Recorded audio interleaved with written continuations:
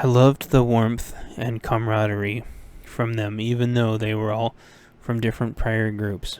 But most of all, I loved to hear their military jokes. It was nice that I could analyze things from the civilian perspective, as they called it, and then they would give me the military perspective, and it would just give me a huge revelation on everything, and it would make them sort of laugh.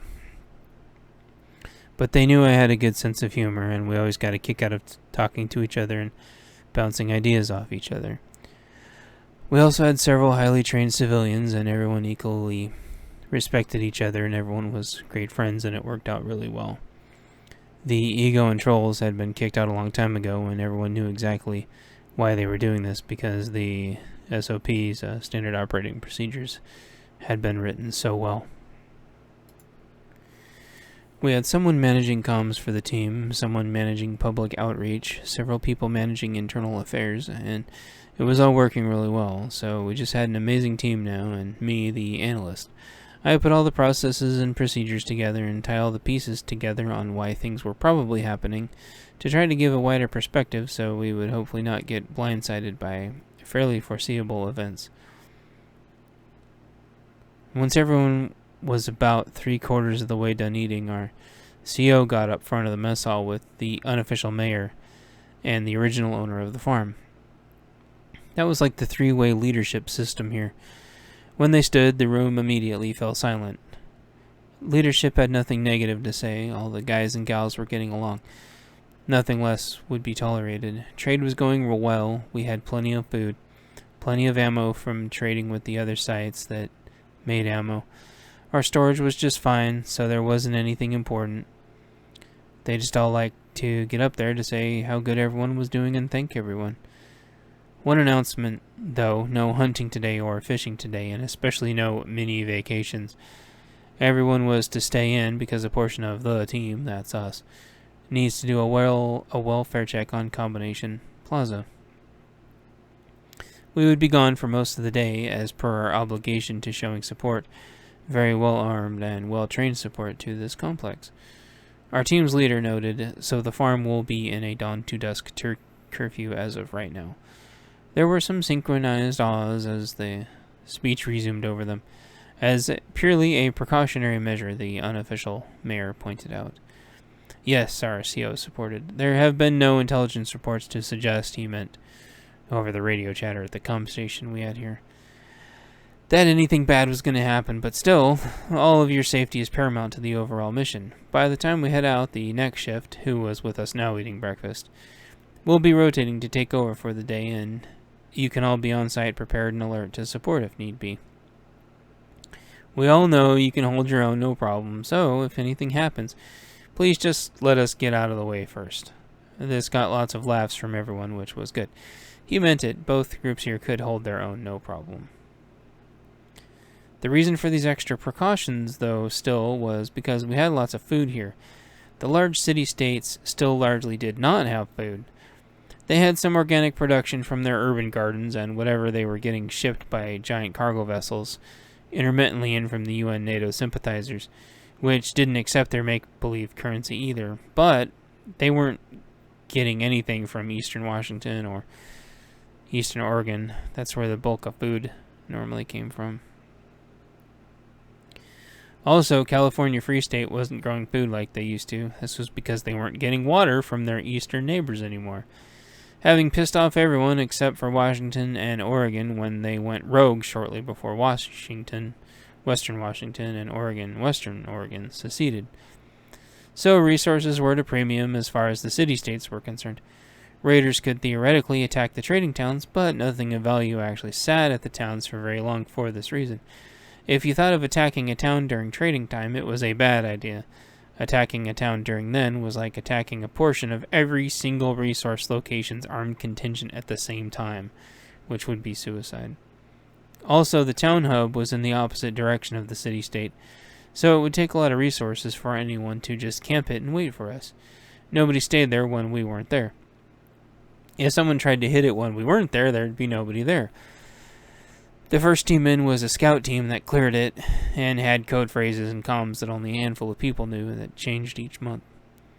Comms were so spread out that there would be no way for everyone to get all of the codes. It wasn't an unbreakable system, but it was so irritating that nobody even bothered attacking the town hubs. And town hubs were invite only. You had to be vouched for by one of the groups that had already been vetted. That methodology left the resource areas like our farm potential targets. The best time to come at our farm would be when we were doing external community service like these welfare checks. For this reason, we keep the dates secret from everyone but who's on our team, and only tell everyone else morning of. We would also be targets en route to and from destinations. Heading out of our little hamlet towards Combination Plaza, there are 3 potential routes. We don't write down anywhere which route we're taking, and never deciding until after we leave the area. When we get there, we make contact via radio on predetermined channels to help the local relationship manager.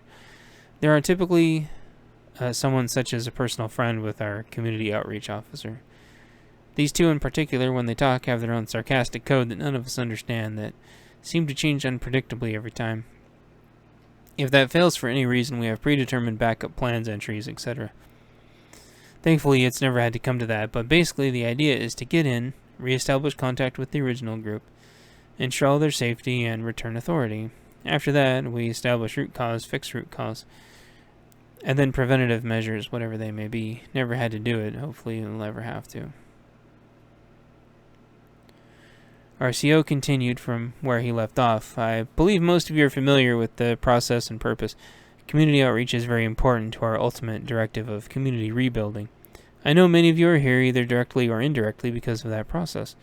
There are many places, just like our farm here, and many places just like the building we're going to go to and check up that are around. We need to keep them safe to eventually build a new society that our children and their children will be proud of. Our CO continued some more. We are traveling to them to show solidarity in this difficult time. We told them we would check up on them, and so that's what we're going to do. If the roles were reversed, I know we would want people to come check up on us. Just like when you have a sick child or spouse in bed, they want nothing more than to have their loved one come check on them, even if they don't need anything. It's just about showing that we care, even if it isn't needed. People not caring is what got us into this mess, and there are still a few people out there that are worth caring about, even though they are not directly in our circle. He motioned out to everyone in the crowd. This was getting a good response from the crowd. I think they liked to hear his speech, so our CO continued. The place we're visiting houses a lot of people. They also protect and maintain a lot of the last running vehicles, and they also operate one of the last real hospitals. None of it's perfect, but we don't get perfect anymore. We just get the new normal. They are good, decent people. We just go over there to make sure anyone otherwise think twice. Keeps a lot of the bad guys away, knowing that they have the biggest, baddest team around on call. Our CO concluded, we'll be back before you know it, and then y'all can return to your routines. Enjoy the rest of your chow, and thanks again.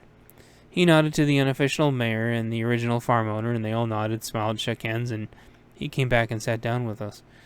We had scooped up extra food and some makeshift to-go boxes that were paper plates flipped to face each other, then we tape shot with a fork in each one. He saw that we had the food ready and nodded and asked if we were ready to go, and we were. Being ready, we all brought our plates to the kitchen where we thanked everyone for our meals and then headed out. We all said good morning to the 3 just getting off guard duty, and they returned the pleasant greeting. The 3 that had just finished their own breakfast with us handed them their food and traded places at each of their spots. Some of them already briefly hung out earlier, having doubled up briefly before sunrise for dawn patrol, since that's when visibility was at the worst, making the most likely time for attack. We had set up our schedules for that little overlap as well as another at night. We worked in the breakfast handoffs, and it seemed to work out pretty well. There was a moment of hesitation before everyone got in the truck, with us looking at the CO. He said, "Everyone cool with prayer time for a second?" Everyone nodded, with a few respectfully bowing out after nodding. This was due to having either other older religions or some being somewhere else in their spiritual journey. The phrase that was common here was that if you didn't have a religion, was that one would sooner or later find you. That sort of led to a little bit of a generic prayer, but it did the job for us. Who wants to lead? The CO asked. We took turns, giving everyone an equal chance to speak their heart. Nobody immediately spoke up, then 2 of us did at the same time.